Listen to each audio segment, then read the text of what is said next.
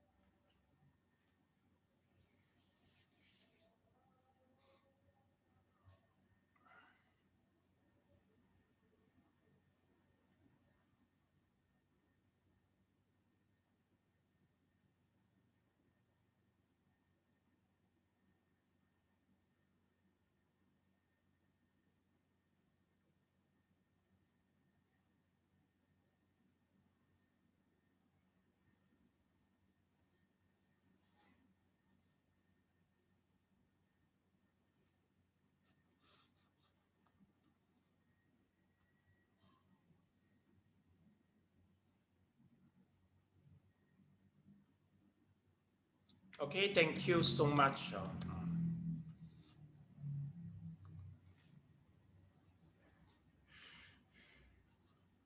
Okay, class. So after taking the refuge, now we talk about how to do the practice. Okay, so first of all, regards to the Buddha, basically he said once you see the Buddha statue, you should try to pay respect, even though the Buddha is not wellly crafted, maybe old style craft. We should pay respect over it. Okay, I remember very well that my senior in China, I just Xuan Zhuang, he traveled, from Xi'an to India just to get the scripture. Let's take a look. This is his route. We call it as a seal route.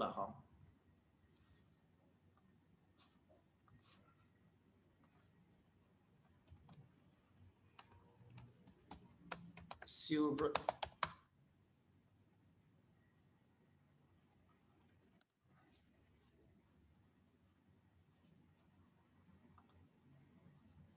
Yeah, this is the seal route. Okay. Well, the seal route, it can begin from the Xi'an, then they will travel through the Xinjiang, Afghanistan, Pakistan, then they come down to the Indian. Okay. Basically, one of my senior, the name is Xuan Zhuang. Xuan Zhuang. Okay. Well, he spent about 17 years to travel. Come and go and come and go. Why he spent 17 years? Because he make vow that for every temple I pass by, I will go to clean it and will pay respect to the Buddha. Xuan Zhuang is about 7th century. Okay, he's the one and start travel the. How should I put it? Wait. Okay. Well, Xuan Zhuang travel across the Silk Road is about 7th century. During this period, Buddhism is quite prosperous along the Silk Road, meaning to say that Xinjiang, Afghanistan, Pakistan, and the northern part of India all are Buddhism, all practicing, all are Buddhism country. So it is quite easy for him to do the traveling and get the accommodation. Many things. Of course, geographically, it is dangerous, especially cross the desert and also cross the snowy mountain. Okay, so this is how he show his respect. But anyway, if one day, let's say, if it's possible, but for me, if I want to ready a Buddha statue for you to bow, I must choose the best one. Okay, well, I must choose the best one. But even though the Buddha statue is not really crafted, of course I have to pay respect to it. Okay, that is how we show respectful to the Buddha statue. Second is about the Dharma. So, okay, class, according to the text, we talk about that you can try to craft the Dharma, copy the text, print the text, all these things. But but now I can tell you that please don't print some more, because nowadays people they feel so scary for the printing text. Basically, wherever layman organization you go, it seems that their distribution center have been flooded by all this printing material, and people so scary. You see why? Because I remember, I think within the previous 5 years, once the internet had been introduced, people prefer get the information through the internet. Okay, but the printing industry try to struggle. So they say you print 1,000, I will free 1,000. So it make the situation worse, you see. So finally, once they get their printing product, they will throw away inside the Buddhist organization, and like a thief, the way they do like a thief, you see, because it's very hard for them to distribute out 1,000 copies, you see. It's getting very cheap, you see. So the way they do, they will just, once they just come out from the car, they make sure nobody to throw it away. Like quickly they run and get in the car and drive out. So finally, you will see for all the distribution center, they will notice not allowed. Okay, without permission, no more free books here. You see, everybody gets scary already. So class, once you do the, the good deeds, you have to follow the trends. So I think now, if you want to print something, make sure the market is available there. For example, you see, I'm the one who teach the Dharma, like the way of Buddhahood, you see. Even though you go to print the way of Buddhahood, how many people here, you see, 1, 2, 3, even one screen also is already just one screen of the people only. If you go to print 1,000 copy, I don't know how many intake I have to conduct in order to digest all your printing materials. See, so you have to ask first, especially we go to preach. You see, you have to ask first. And yeah, people basically they don't bother how common is the Dharma book. Sometimes they print the very unpopular just to get the merit. This is a very orthodox and conservative way. So no, next time you want to print something, must ask who gives the Dharma talk and ask us. We know the market trends very well. Okay, we tell you what to print. But basically, I will advise you not to print anymore. Not to print anymore. So I prefer, if you want to do nowadays, if you want to show respect to the Dharma, please sponsor the website. Okay, for example, this is the Sipeta. Let's take a look. Now our Tripitaka all are on the internet, all are in internet. Sipeta. So let's take a look. Okay. So this is Sipeta. This is the digital Tripitaka, and they welcome your donation. Okay. So preferably, you see online donation, just donate them. They need money to maintain the server and also keep on updating the Tripitaka, which about 100 volumes. So just do in this way nowadays. And some they will draw some comics with a very good Save the Trees. Oh yeah, Save the Tree. We think about the trees when you come in. Okay. So let's take a look. Then besides this digital, like these guys, I think he is quite famous in drawing this. Let's see first. Ling Ju Qing.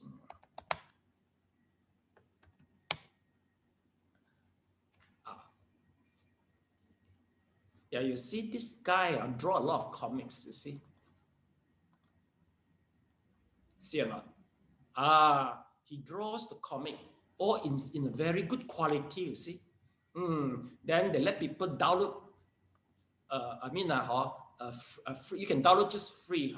Okay. Well, basically, how does the author survive, the drawer survive?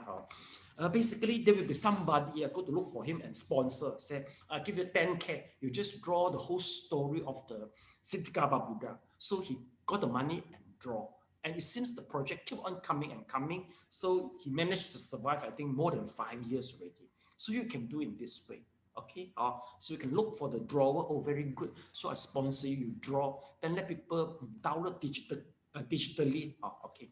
Then besides, you also can sponsor for a video clip. Okay. For example, this is the video clip. It's under the sponsorship. Let's take a look. So for example, this. Let's take a look. Okay.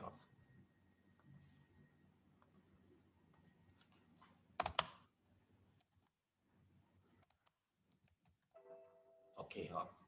So this is not this.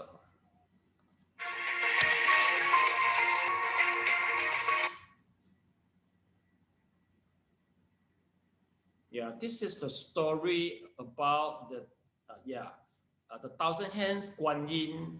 Okay, let's see. Not this.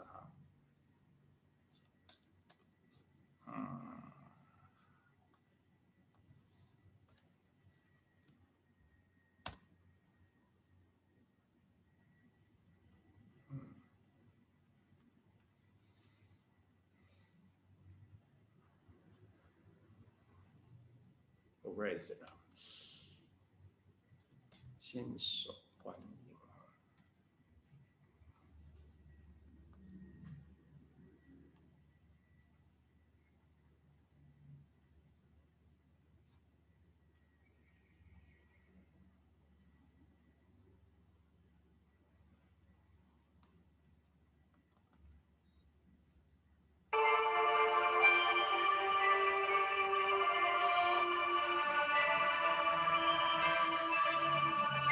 Okay, well, this is not a very good quality. Basically, those who participants, the meditation for beginners, you will know. I show you before the video clip. Okay, so you can. This is the way how you can sponsor for the dharma instead of printing. Nowadays, they don't really need the printing. They need it. Maybe the old people need it. But I don't think so. Now even my mother, he said, "Oh, I know how to play YouTube already. No need to give me anything." Even my mother, just keep on pressing the YouTube. It's already enough to spend for the whole day already. The material from the YouTube. Okay. So that's how we do lah. Anyway, An Kyong, would you like to take a guess? Okay, if about 30 minutes of the animation, how much is necessary? How much is necessary to spend to do the animation? You think? About 30 minutes. For example, this. An Kyong, take a look. How come I cannot get this? Change or change it.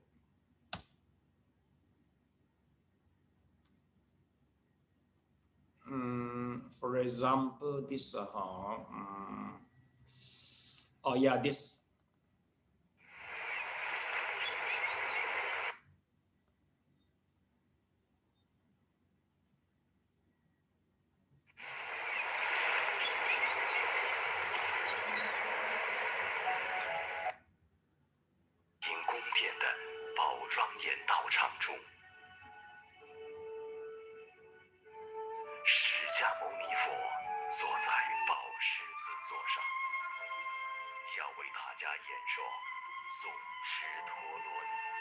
Yes, it's about 22 minutes.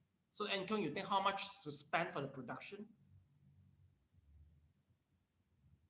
This one, I'm not really sure. Not sure. Really not really sure that. It's about I'm not sure because it's involved.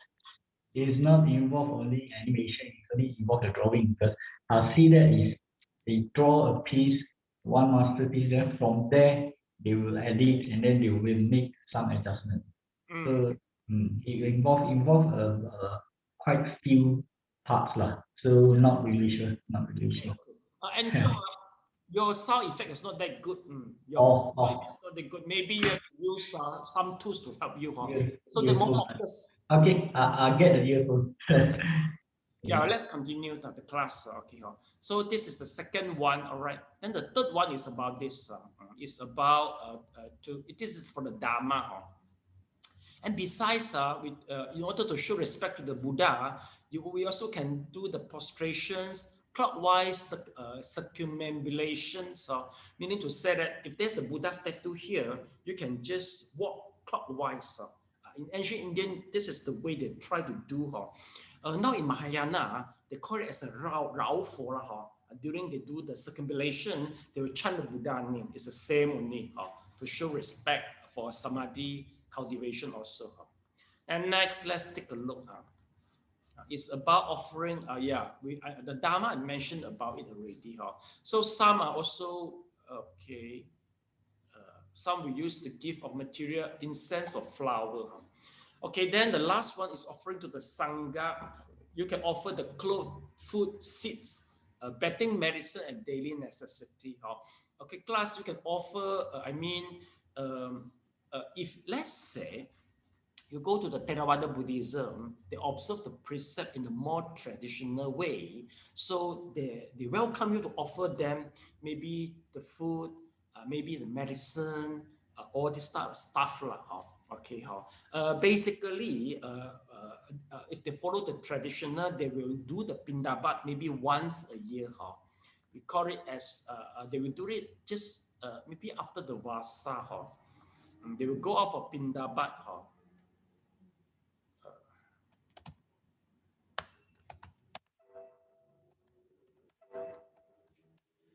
Okay. They will go out for pindabat. This is what they try to do. Pindabat. Okay.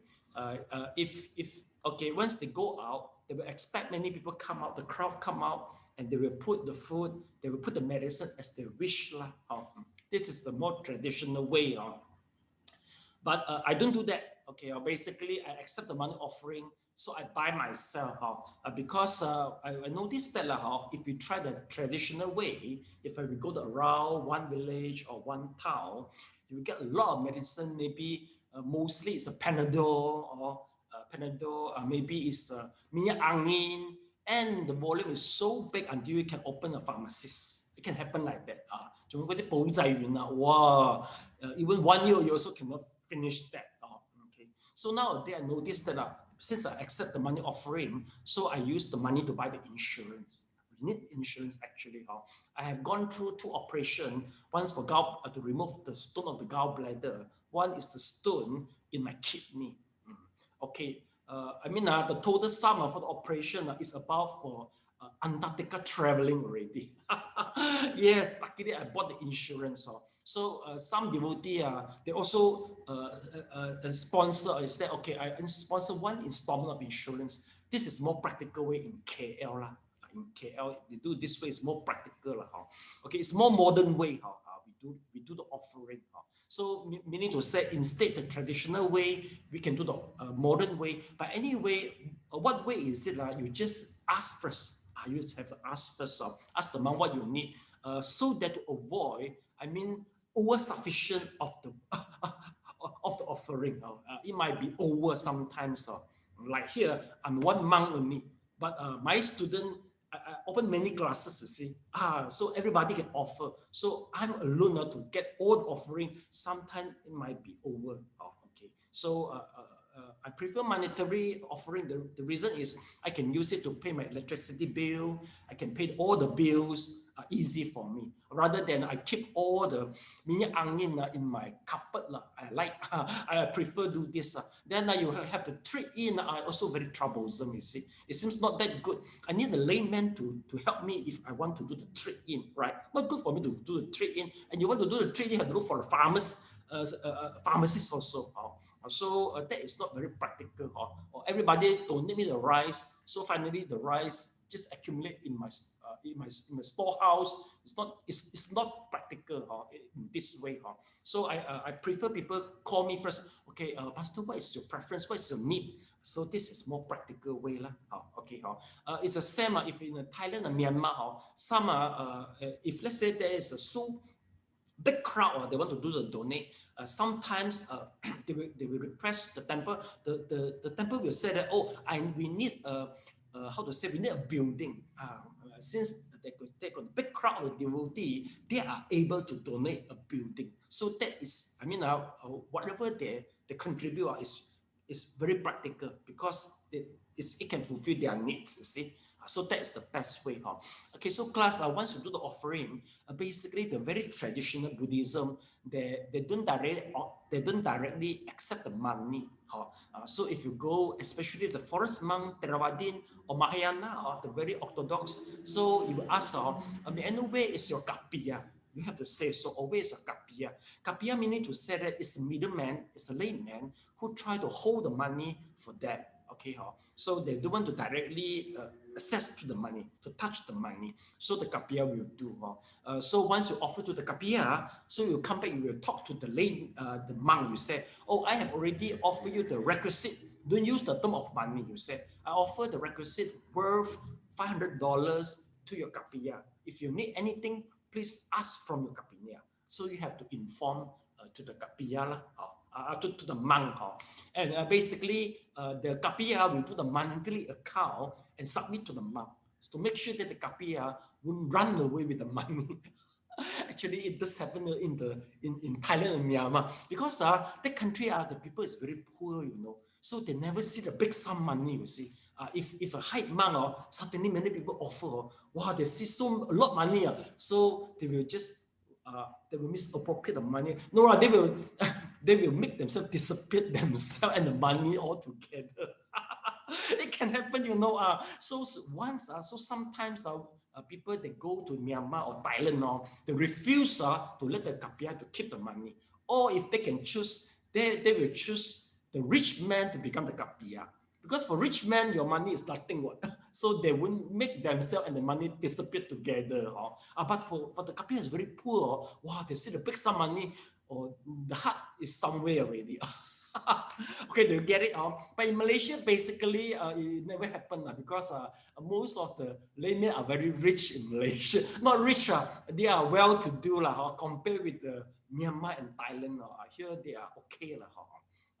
Well, basically, if let's say I myself, I don't keep the kapi, so I keep the money by myself. And then and finally, we will have a will to make sure that all the money will channel back to the monastery after we pass away. So that is the alternative I can do in a more modern way. Okay, so this is about the offering. Any questions? Do you encounter any question? You have to understand so that you can do the offering in a more proper way. Okay. Yes, any question?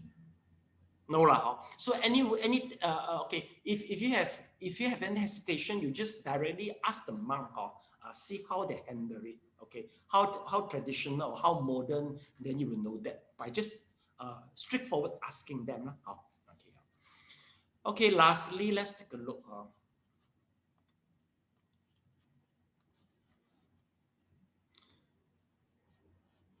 Okay, once you do the offering, make sure in accord with the dharma. Yeah, that is true, I remember, we were invited to the 6-star hotel for the offering.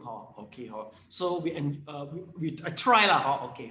Well, I'm not alone. I think quite a crowd of the monks have been invited, including the Theravada and the Mahayana. Okay, well, before the before the fine dine offering, okay, they perform us a show So, well, I think the event planner he doesn't know the Vinaya very well. So he planned a dance, 1,000 hand Guanyin, and their wearing is very tight, a little bit sexy, I can say so. So they perform in front of the Theravada monk, Oh, I said, oh my God. You see, I'm not, okay. Well, basically, yeah, you can do some, we are allowed to watch, some show, especially it's about the triple gem, that will be fine, But of course, you have to be particular to the custom because basically, once involve the dancing, I don't know why, basically, if you involve the female or male also, sometimes they will wear the clothes very tight or maybe to fit the topic of the dancing. I don't know why. But basically, if a monk involved, you should prioritize the Vinaya. So you should wear the cloth more suitable. So that one is very horrible. So after people complain, so next year no more the dancing already, and also no more the fine dine because the monk don't know how to eat fine dine. For me, after the fine dine, I go out eat a roti canai again because cannot fit the I cannot make the stomach full, So after the complaint, so next time we go to the offering, wow, they come with a big plate full of the noodle. Oh, that one is very full already. Basically, the monk, they don't know fine dine. They don't know how to appreciate it. Okay. So meaning to say that the offerer with a very good high appreciation, but not really fulfill the needs of the monk and nuns. Yeah, that's something I can let you know. Okay, so next time, remember, if you are the one who organized this type of Mahasangika Dana offering, make sure you know the Vinaya well. Basically, it is advisable, you get a monk for advice. Whatever you do, the steps, or make sure or follow the Vinaya, and never cause embarrassment. Okay, so this is about the offering. And then in China, talk about the long recitation. Yeah, basically, if you go to join the Orthodox Mahayana morning recitation, it takes hours long, Elena, you have tried before, right? Elena, have you joined the morning recitation? Yes, because they chant the Suragama mantra. Suragama is the longest mantra. Yes, Elena, will say something? Yes. No, for the 早课 morning one, usually is about 45 minutes only. Is Suragama mantra involved? No, usually if you are lay people who is joining, usually it's quite short in a way, about 45 minutes to an hour only. Yeah, they know it's very suffering for a layman to just stand with the surangama and never understanding what is chanting and chant very fast. Yeah, sometimes surangama chanting will end up for showing off, you know. You say I can chant so soon, I can chant so fast, you see. It end up become showing off, you see. They never bother the concentration. So that is the very orthodox way. Even here, I don't do this type of chanting. I more emphasize on effective. Even though you do the yoga, the asanas, the qigong, you can concentrate well. That is the 早课 already. You know what I mean? The effect is more important, not the ritual itself. It's not, no need for you to show it off. No need. As long as after the if after the long recitation, your mind is very wandering, it means it doesn't carry any meanings for the recitation. You know what I mean? But if let's say after doing the qigong, you can concentrate very well. So meaning to say qigong is the good morning service for you. You get what I mean? That is the meaning there. You have to know why you do that. Because sometimes Elena in our Mahayana, things become a ritual already. You know this or not? A lot of ritual people do without knowing the reason. Sometimes it happens like that. So for me, I more emphasize on the meaning behind. And I do some change so we don't stick to the ritual. Okay. You want to understand what I mean? You want to understand? Okay. Okay, so next, after this, so it's about the Surangama mantra, so it's very long. Well, anyway, it is good for you to try to experience a long recitation. Maybe even once is good. You just stay overnight in one temple. So you can just try 1.5 to 2 hour chanting until you stand. Your feet also feel pain, but haven't finished yet the chanting. No, you should go to try it. Okay, monks, they used to the mantra chanting, they can chant very fast because they used to it. Because the Surangama mantra had been chanted. So this is the mantra. Surangama mantra. Yeah, this is the mantra. Yeah, this is the mantra. Surangama mantra had been chanted. So this mantra have been popularized by CTB. So there you see, it spent 26 minutes for the chanting. It's quite soon already. They're quite familiar.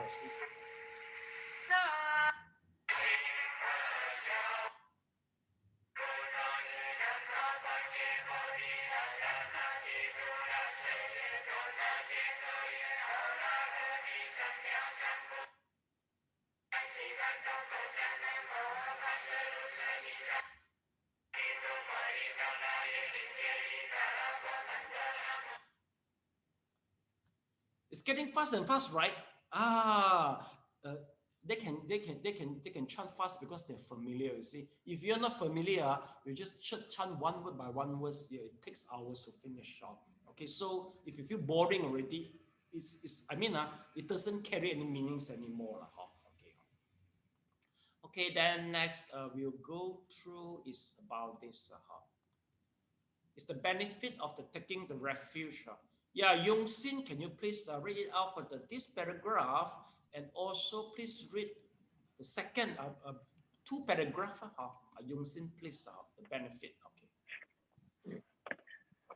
When practicing the threefold refuge, one should be mindful of all the extraordinary benefits. The merit of taking refuge in the 3 treasures, becoming a devotee of the Buddha, having the foundation of the precepts, reducing karmic obstacles, accumulating vast blessings and merit, not falling into the evil destiny, not being disturbed by humans and non-humans, accomplishing good deeds, and gaining the ability to attain Buddhahood. If one can always be mindful of the merits of taking refuge in the 3 treasures and maintain one's practice, one can easily advance in the study of Buddhism. Taking refuge in this way is most highly honored and supreme. Taking refuge in other things will not provide bliss and security. If one sincerely wants to take refuge, then it must be in the three treasures of Buddhism. One should differentiate between good and bad and not think that taking refuge in just any religion is the same. The founders, doctrines, and disciples of other religions cannot ultimately detach from one defilement. They do not have perfect virtues. Unable to save themselves, how can they be a place of refuge for others? If one takes refuge in non-Buddhists, one will receive neither the bliss of the conditioned merit nor the security of unconditioned merit, nirvana's ultimate bliss. Okay, thank you so much.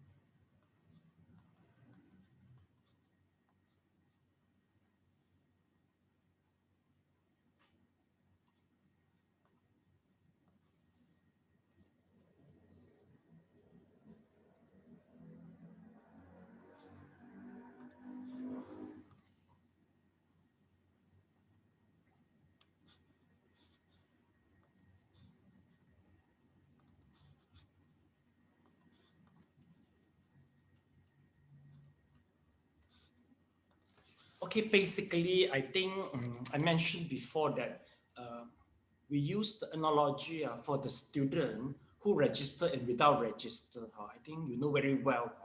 But for religions, they might be different. If without taking refuge and taking the refuge, we can see the difference. Okay, maybe we ask our senior. Sally, can you tell before the refuge and after the refuge, is there any difference you can see, Sally?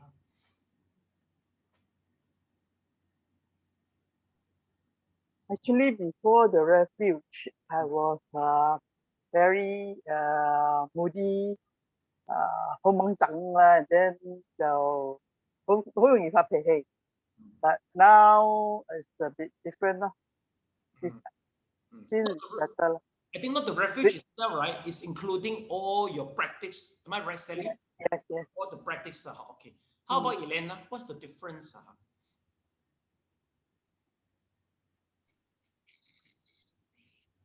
For me, it's I'm more. I used to be. I work very fast. I do things very fast. I kind of slow down, and nowadays I'm the type that I talk faster than the way my brain works. So I kind of slow down everything and kind of have this. I have to pass through my processor first before I speak. Nowadays, I tend to give more leeway to people. You mean 即係講嘢有經過大腦，各位冇經過大腦？唔係啊，我講嘢好快脆啊！你同我講話係咪？我一講係咪？我即刻我 shoot 你 shoot 到你 down 㗎。我唔my speech come faster than my brain one 咯。So now 我要 move back to a balance whereby I got to be more lenient to people. Cannot 點樣講啊 ？To be more what's the word? To be more conscious of other people's other people 啦。Okay. But Elena, I think not the refuge procedure is, I mean the accumulation. The whole thing, yes. The whole thing lah. Together with practice, But together with practice, actually, what I felt is that when I take after I take refuge, what I felt is that because of the, you know, when you read out all those things that you are supposed to do, you cannot do, and all those things, kind of is like embedded in my head that, you know, I have to be conscious of it, and I try not to break what I have said I'm going to do. Yeah. I'm just trying to be more mindful, more mindful. Yeah, more safeguard lah, more guidelines for you lah. Okay. How about your what? Any difference you can see? Difference, could see things more clearly, always things before speaking. Sometimes I'm quite in bad tempers, can shoot anyone easily. How come so similar? They got so many shooters here. You should go to an Olympic for the shooting game. Yeah, it's very bad temper. Well, anyway, improvement after taking refuge in Buddhism. Am I right? Okay, well. Okay, lastly, Mr. Leong, what's the difference you can say? I feel there's a lot of difference. If we know the knowledge of the Buddha's teaching, our art of living is actually transformed into more goodness, like do not do evil, do good, and purify the mind, and also guard our six senses to be more mindful of our actions, speech, and deeds. Yeah, okay, got it. Okay, so thank you so much. Let's take a look. We can conclude from here. You see, okay, becoming a devotee of Buddhist, having foundation of the precept, reducing karmic obstacle. So you having the foundation of the precept, like what Elena said, you got the precept, then your precept will protect you, to control you, protect you.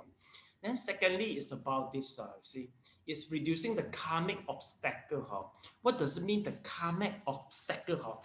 In Cantonese, basically, it's more about the five hindrances. Okay, five hindrances, anger is one of it. Okay, after people taking refuge, they know that, oh, I label myself as a devotee, Buddhist disciple, Buddhist devotee. They will more self-behave. Okay, maybe before taking the refuge, they just do whatever they like, okay, according to the greedy, according to the anger. But after they're taking the refuge, they know how to control themselves. Maybe, I mean, before taking the refuge, you just drink as you wish. You go to the party, everybody yum saying, you just drink until drunken. Okay, but after taking refuge, you will control yourself.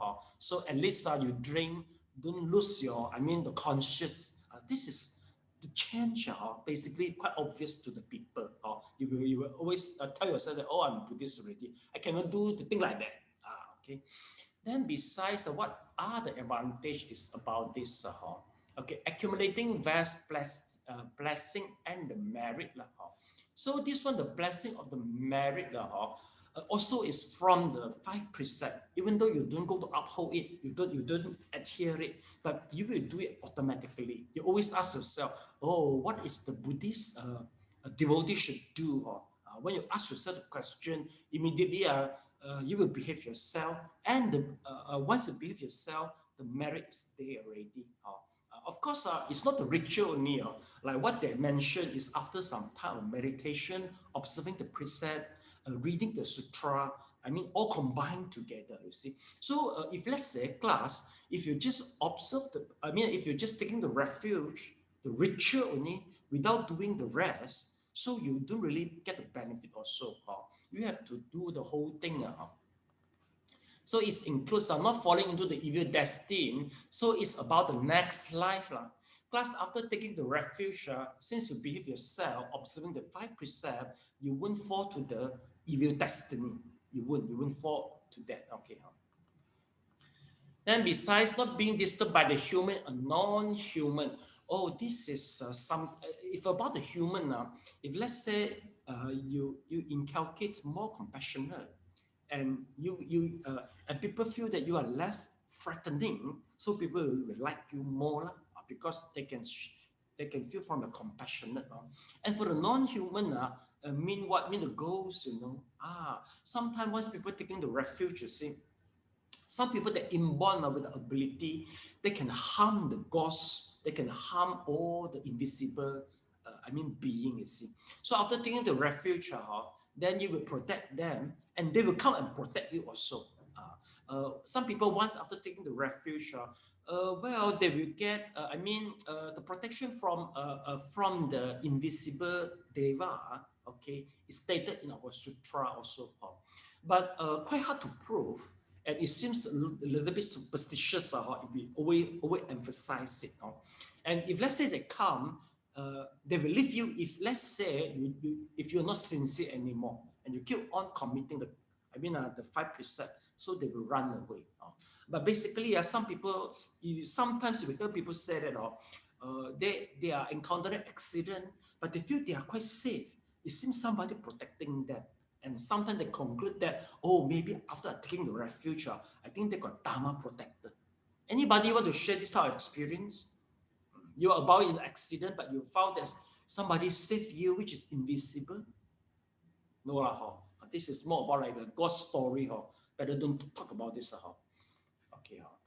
Then lastly is accomplish the good deed and gaining the ability to attain Buddhahood. Yes, also meaning to say that taking refuge is a foundation. It's a foundation to proceed, for you to proceed, to learn the Buddhism and to let you feel the commitment. Okay, to let you to feel the commitment. Okay, lastly is about this, taking refuge in this way. Then okay, we should differentiate between good and bad and not think that taking refuge in just any religions is the same.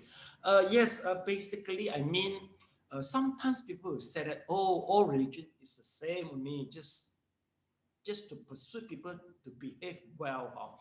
Yes, generally, it is quite similar. If you talk about, the foundation, the preliminary stage. But if you go to proceed, the difference is quite many already. You see, class is about the 5 precepts. Can you tell? Can anybody tell me that? Is there any religion also observe the 5 precepts? Li Shan, what religion observe the 5 precepts? Li Shan, 5 precepts. I thought the Christian, the 10 commandments. Yes, that's true. How about Guan? Guan, any religion observe 5 precepts also? Besides Christian? On the mic, please. Sorry, Sifu, I think I didn't research besides the Christian. No need to 10 research. commandments. The common sense, answer me in the common sense. No need to Google everything. Islam. Yes, Muslim observe the same. How about Amanda? Some more? I think Hindu also quite similar with us. You see or not? Okay, you see or not? I think if I ask you to name, maybe you will say maybe the Jewish or what. It seems that 5 precepts is common for all the religion. Okay, but if you go to study further, let's talk about the meditation. Okay. Does Muslim meditate? Yes or no? Yes or no? Does Muslim meditate? You start to know, no, right? Because basically they just do the chanting, right? They just do the chanting. Oh, okay, that's all. How about the Christian? Yes or no? Does Christian meditate? Okay, you start to vote. You see, most people vote no. All right. Okay. No, Christian they don't. They just pray only. The way they pray, not like us. We focus in one point sharply. Maybe they just pray. With a lot of chanting also. No, with a lot of sentence. They say, oh, I pray to God. May God what. It's not. They don't repeat one sentence like us. Right? Okay, you see the difference already. How about the yoga? How about the yogaism? Does yogaism meditate?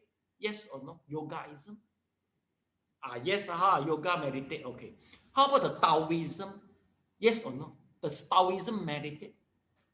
The Taoism. Okay. Yes. Okay. Why say yes or no? Because your definition of Taoism is quite different.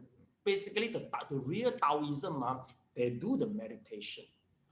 They can meditate quite well. But if let's say like what our grandparents do, grandmother do, we also call it a Taoism. They don't meditate. They just pray at the lunar month, first day and the 15th day of the lunar month. That's all.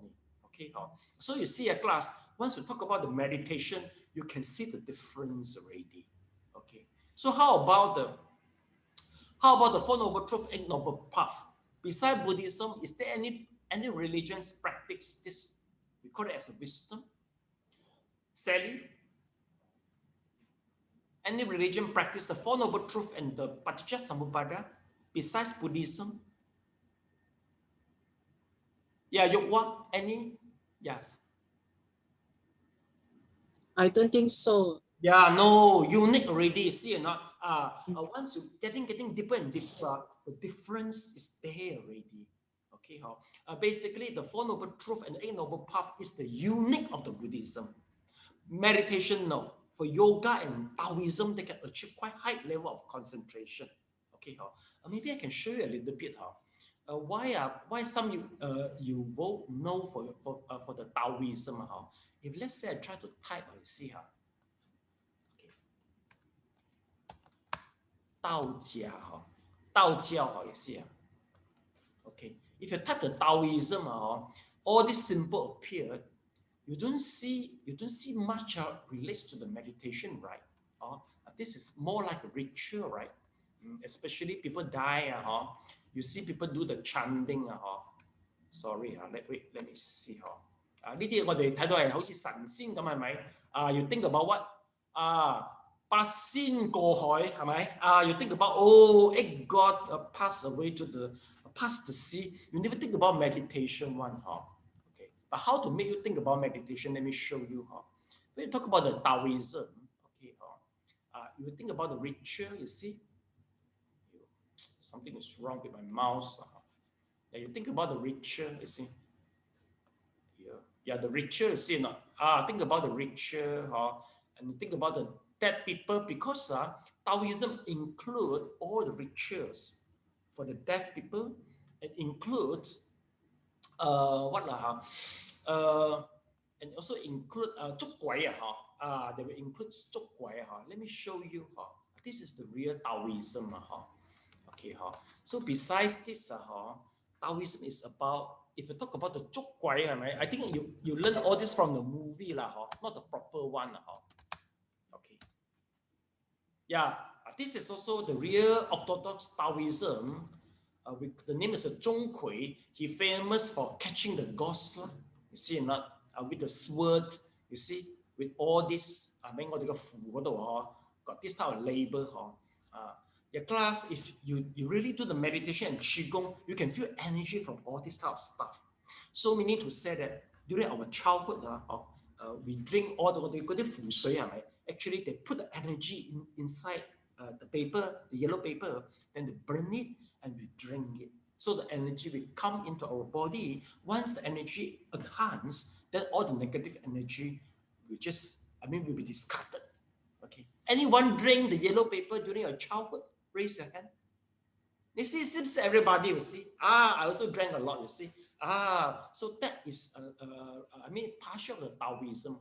Okay, if let's say, I want to make you understand that Taoism relates to the meditation, I have to put Tan Tao. Maybe I have to put Nei Tan. You see? More regards to meditation already, right? Taoism, they quite emphasize of 3 Tan Tian. One is the lower, is this Tan Tian. This is called as the lower Tan Tian. Okay, then one is the middle part of the Tan Tian. One is the higher part of Tan Tian. You see? Here is it. You see? This is the lower Tan Tian. This is the middle part of Tan Tian. This is the highest part of the Tan Tian. So I think not many people exposed to this type of Taoism. So you don't know that they do meditation. This meditation quite similar with the Yogaism because the area is quite same. One is here, one is here, one is just, I mean, below the abdomen, at the lower abdomen. It's quite similarity. There's some similarity between them. So meaning to say that do the meditation also. Then besides, let's take a look. So now you get the proper understanding already. What our grandmother practice is not the Taoism actually. They are called as a 神教徒. 神教. You can say it's the mixture between Taoism, Buddhism, and also the Confucianism, right? That's the mixture.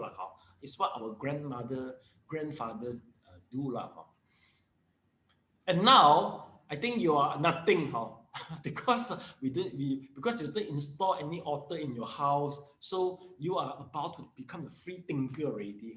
But anyway, if let's say you practice the Buddhism, I mean, maybe if you no time to do all the altar thing, so every day you do the meditation, you do some mantra chanting, that is good also. But sometimes we need a Buddha statue to remind us. Because every day 8 hour working, you already commit enough crime already. So come back home, you see the Buddha statue, you start to feel guilty. So there must be something to make you feel guilty. If no more Buddha statue, there's no way for you to feel guilty anymore. Tomorrow 8 hour work again, and more lie, everything will come back again. So it's necessary for you something to remind you. Oh, today I have commit some 5 precepts, then I do the repentance. So that is the purpose to have the statue, not just for pray only. The meaning is a little bit different. Okay, next.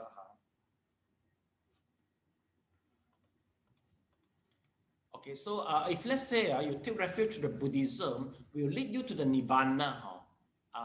Yes, the rest, they guide you to the different place. If a Taoism, they talk about eternality. What is the eternality? Let me show you. This is from a Taoism, the real Taoism. Okay. 炼神还虚.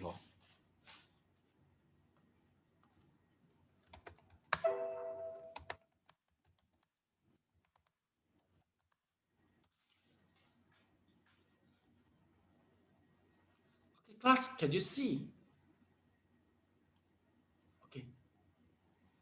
This is a human. Why there's a little human above here? Kamling, you think what is this? Above the head. Who is it actually, Kamling, you think? Where is Kamling? I'm here. Yes. Who is it? Don't know. Okay. How about SJ? You think who is it? His soul. Yeah, something like his soul. Because according to the Taoism, the highest state is the transformation of the self. Okay, something like a soul, but not actually the soul. They call it as a 真身, the true nature, true self. That is quite eternal. So that is their destination finally. So in Taoism, they call it 炼精化气, 炼气化, 炼精化, 炼精化气, 炼气化, 炼精化气, 炼气化神, 炼神还虚. Okay, for those who understand the Mandarin, please copy down. This is for Taoism. Okay, okay, so you can copy from here.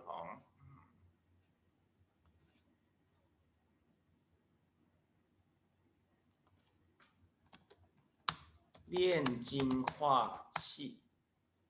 Please copy down. So this is the stages for the Taoism. So 炼神还虚 is the final one.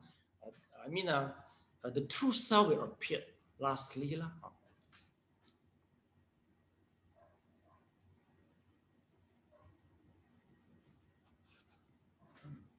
This is different with the Nibbana class. We can't draw it out from the Nibbana. So this is why I don't know the English. So I mean, for the banana, you please wait. Please wait for me to upgrade my English first. Maybe Google can search it. Let's wait. So I put the English. 英文 see got translation. Oh, I don't think so. Practicing refinement and transforming chi. I don't know how logic is this. Maybe you can just copy down. This is from Google Translation. Practicing refinement and transforming chi. Mr. Leong, does it make sense to you?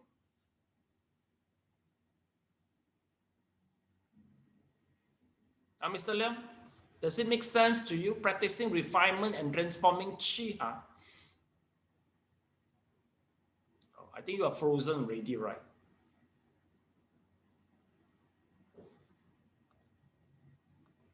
Okay, do you finish copy? Okay.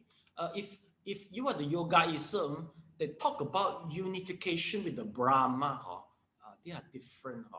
They talk about unify with the Brahma. Unify with Brahma.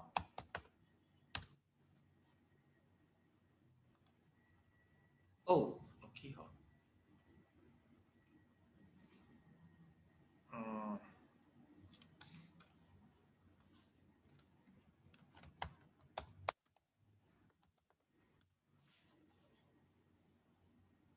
Okay, class, for those, for the yogaism, the highest stage is the opening of the crown chakra. Crown chakra signifies 1,000 petals of the lotus. It also signifies the unification with the Supreme Soul. Let's take a look. The way you see it is quite similar with the Taoism. Amanda, check. Do you feel it's like a Taoism? On top the crown chakra. Yes, this is look quite similar. The final destination. This is the final chakra is here. Taoism is also above. They got one baby here. You think it's quite similar? It's similar more to my Japanese cartoon. What a bit Japanese animation. animation. Yeah. Basically, okay. Basically, I mean, academically, there is a similarity. We suspect that the highest level for yogaism and Taoism are similar. Is similar. But Buddhism is more for the more for Nibbana is different. So you see, class. I mean, in the beginning, the religion all is the same. You see, but later, where to go is a different already. Okay, you see, for Muslim, Christian, they say they want to go to the sugar, okay, and meet with the God, the heaven. Okay, you think the heaven? I think the heaven for the Christian, Muslim, and the Jewish will be the same. But I don't think this heaven is. I think it's not. It's different with our Nibbana and also different with our Western Pure Land. Is this correct? You will agree, I think. So meaning to say that you have to choose a religion. Finally, it's a different actually. Okay, so this is the understanding about this. Now we go to the essence of taking the refuge. Okay, so let's see. Okay, yeah, Yishen, can you read it out? Yishen. The aforementioned taking of refuge is, in essence, the faithful vow, turning toward and following the three treasures, relying on them, people will be helped and saved. What does taking refuge really mean? It refers to a deep faithful vow, a faith that this is the real place of refuge from which one can obtain various virtues. Knowing that the three treasures have such virtues, one vows to become a devotee of the Buddha, to have faith, to practice, and to earnestly request protection and acceptance from the virtuous three treasures. Taking refuge has this faithful vow as its foundation. After taking refuge, one should give one's body and mind to the three treasures, not to demons or non-Buddhists. One should trust in the embrace of the three treasures at all times and in all places. A lost child who runs carelessly across busy streets full of cars and trucks is not just lost, he's in danger of being hurt. But then, seeing his mother, the child returns safely to her and falls into her arms. In taking refuge in the three treasures, one's frame of mind should be like this. Okay, thank you. Guan, can you please continue reading?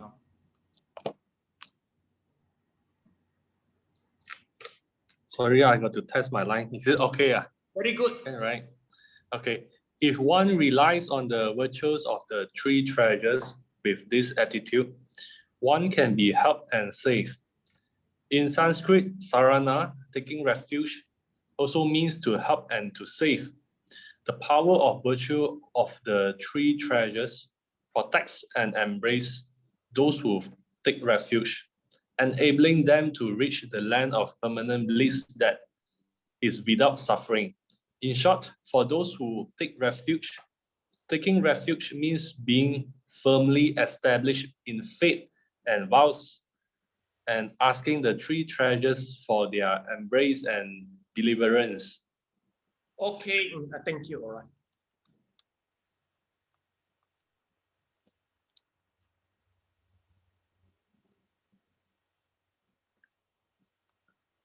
What does taking refuge really means? Okay. Son can stop already. Okay.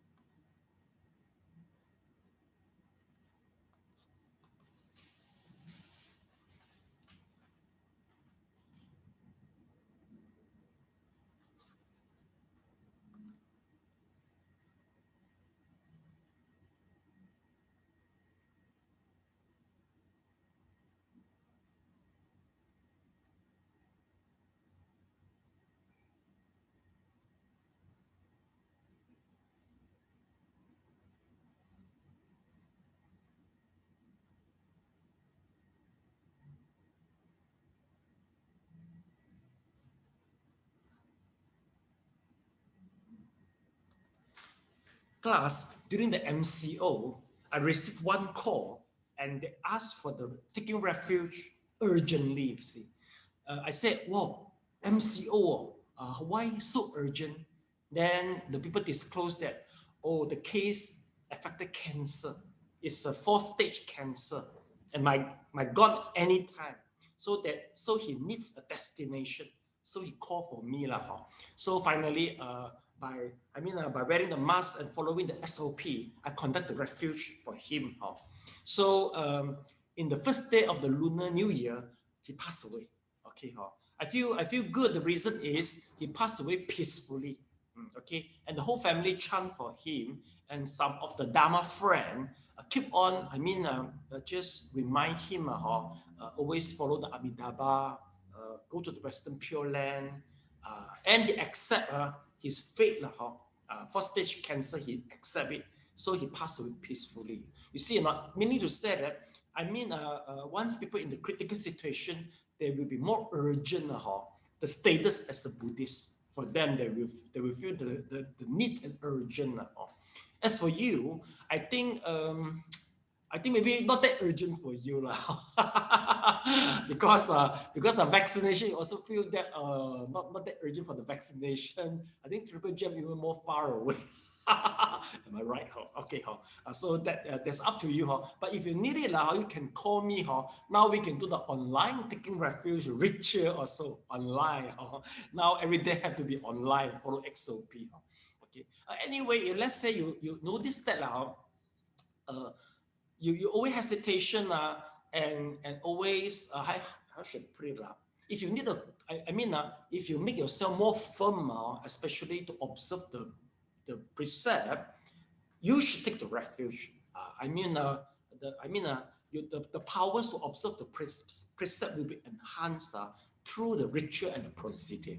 Then you will be more commitment to it. Okay. So that is why we say that the procedure taking refuge, just like the kids they go back to the arm of the mother. This is an analogy, meaning to say mentally you feel safe. Okay. Well, I think it's quite necessary because I remember there's one guy, those open the third eye, he mentioned to me, he claimed that if let's say one family die, if they are under the Christianity, he don't see Western Pure Land, he didn't see the Guanyin, he will see the angel with the wings, you know. Oh, so he said if they're Christian, he able to see the angel with the wings. They said, oh, this is the Christian people who die. If it's a Buddhism, they might see the lotus, Guanyin. Okay. If let's say you embrace 2 or 3 religions, the moment you die, you don't know where you go. You know, don't know whether you follow the angel or you follow the lotus or you follow what? You don't know where to follow already. So you have to choose one. You cannot just you cannot choose too bold. You cannot be greedy. You have to decide for yourself. Okay. And I think if you go to level 2 I think your confidence also is not strong enough.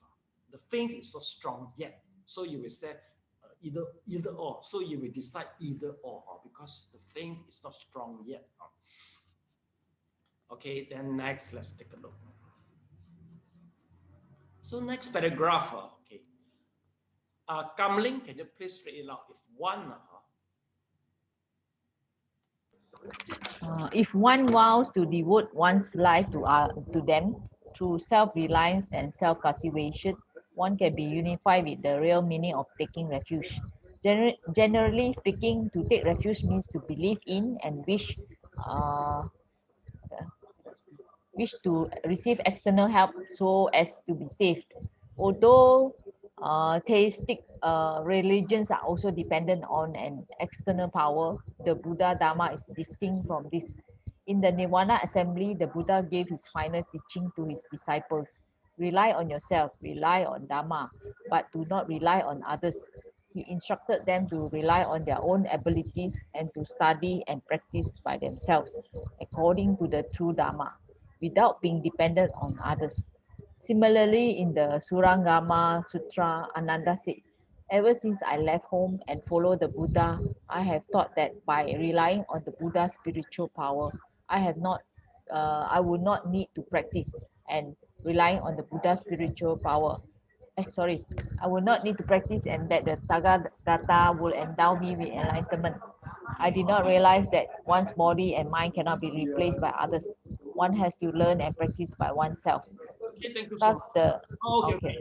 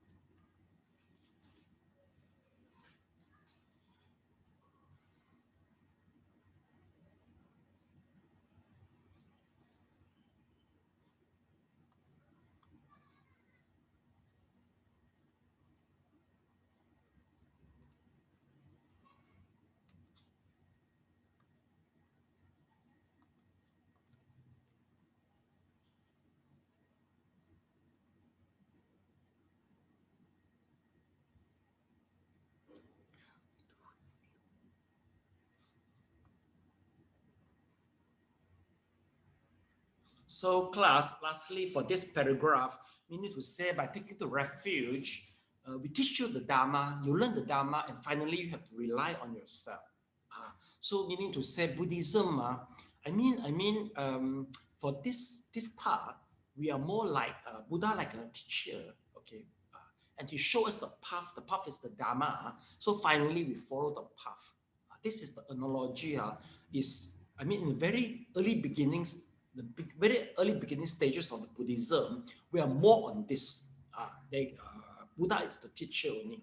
But in the later stage, one in the Mahayana, as you see in the temple, it seems that Buddha like a god, and you come to pray the Buddha, and in order to fulfill your needs, because you are puzzled.